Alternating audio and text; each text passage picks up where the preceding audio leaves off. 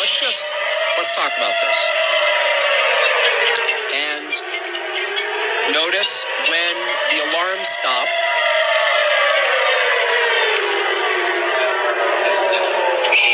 And boom. Okay. I'm going to call bullshit on that whole thing. Here's why. One, they're demonstrating in this cloudy sky the effectiveness of the Iron Dome, which, we lend imaginary money to Israel to build their defense, and then they spend it on our, the crony companies that are embedded in the government. And so we say, oh, we're going to give you free money. You purchase our stuff, and then it's kind of like an even trade. They're demonstrating for their own people and for the world, no different than a moon landing, of their more than adequate defense. This future, the Iron Dome, it's most sophisticated. Look at this. Look at how they shoot the rockets out of the air. Well, first of all, those explosions do not look or resemble explosives that would annihilate a building. They look like little puffballs that quickly disperse. The energy of a bomb doesn't quickly disperse. It's very loud. It's very explosive, very big. There's actually a detectable and measurable sound wave that results with a lag. So even that camera right there, all you're getting is these little. You think this defense system somehow shoots up counter rockets that somehow stop and intercept the missiles, which are explosives? Not only that, but they're able to actually hit them with such precision that it stops them from exploding to the level that they would normally had they hit a building. Then you get this siren, right? I'm going to play the video again. Woo!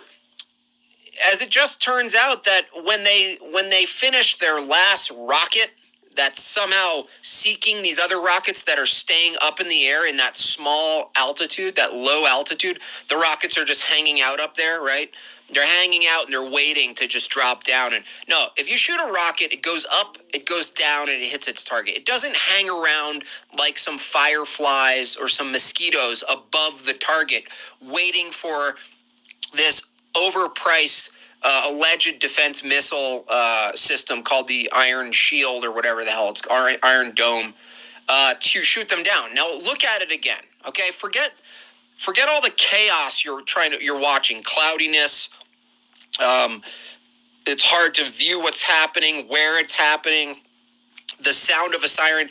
Now, the sound of the siren stops exactly when the last alleged proposed missile is taken down. This is very bizarre once you use your brain.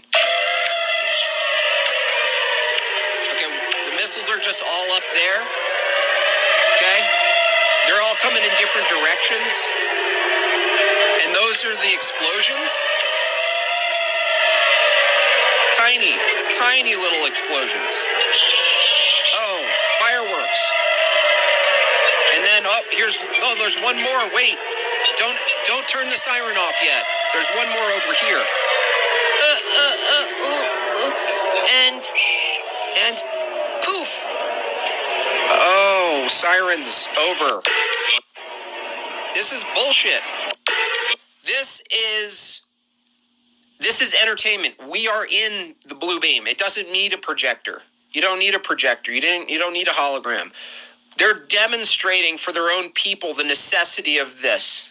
That you need to protect Israel. That you need that the U.S. and other countries need to fund the Iron Dome. Look at it. They would have been all dead. It would have been the second Holocaust. Do you understand?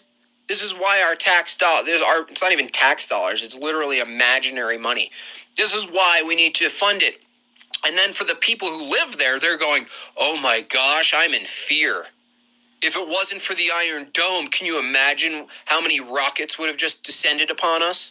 And so they look up and then they basically, And this is the problem with, I'm not against nation states like Japan or Israel or the concept of a people establishing, Koreans, North Koreans, establishing their own state based on whatever, their values, could be their ethnicity, could be their religion, whatnot. And that's, people are like, how could you be, that's not diverse. I don't care. But here's the thing.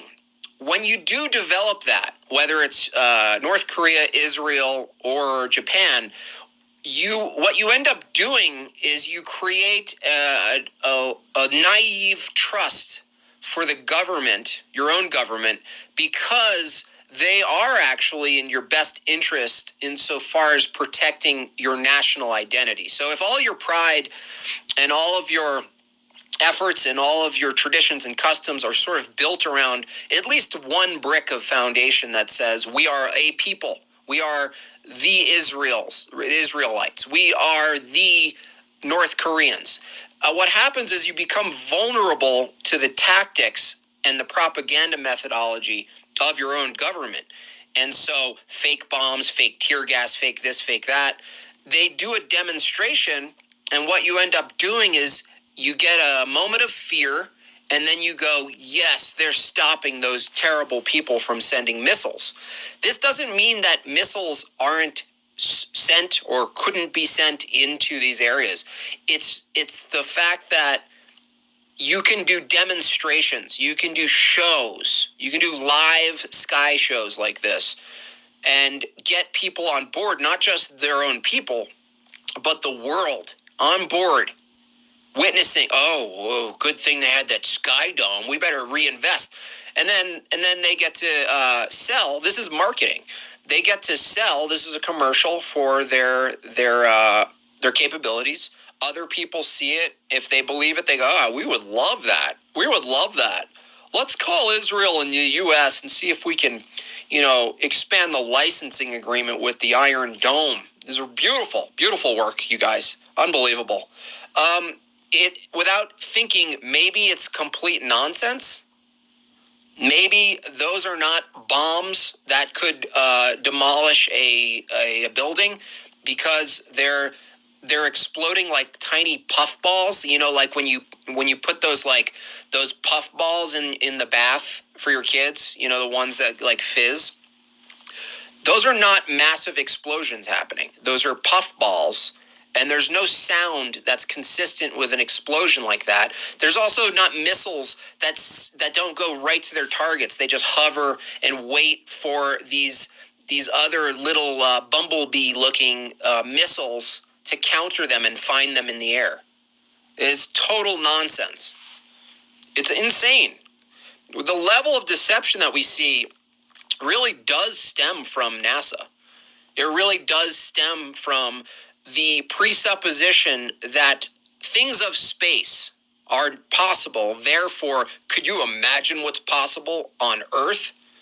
If that's possible up there, it's all tied into, it's not just a spiritual fight of hiding who you are, why we're here, where you are, which way you're facing. It's tied into a lot of military games. The whole thing.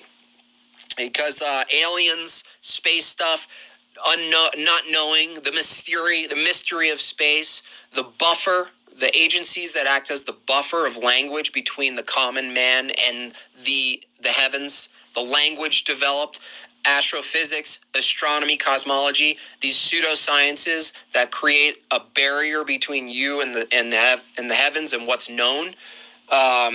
They can tell you that that propulsion is possible in a vacuum of 10 to the negative 17 torr, and you believe it? Nonsense. Oh, no, Jimbob, you don't understand. Newtonian, the laws of motion actually permit propulsion in space. No, it doesn't actually. No, equal and opposite reaction. Let me guess. You think Newton's laws of motion can justify propulsion in a vacuum, but you also think that 1/8 of a building can crush the 7/8 below it at free fall speeds with no observable resistance? You can't have both of those. You got to be consistent, guy. No, it's all part of the same game. It's lying at a scale that you don't have a reference point. And I discussed this on a previous stream, that deception requires a reference point larger than that deception at a massive scale requires the absence of a reference point to those you're deceiving. So we don't have any reference point. I mean, but you do, because you got to stop looking up to the sky to know the truth. You have to start looking at what we know exists within the laws of physics, laws of thermodynamics, what's demonstrably true and what's demonstrably false.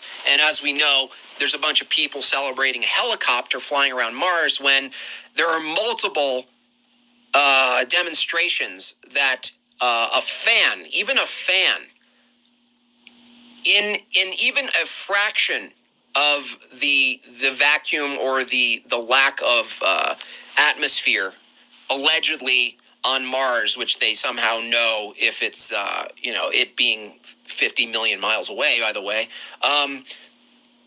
demonstrations showing that even a fan in a smaller fraction of that atmosphere can't even blow a feather.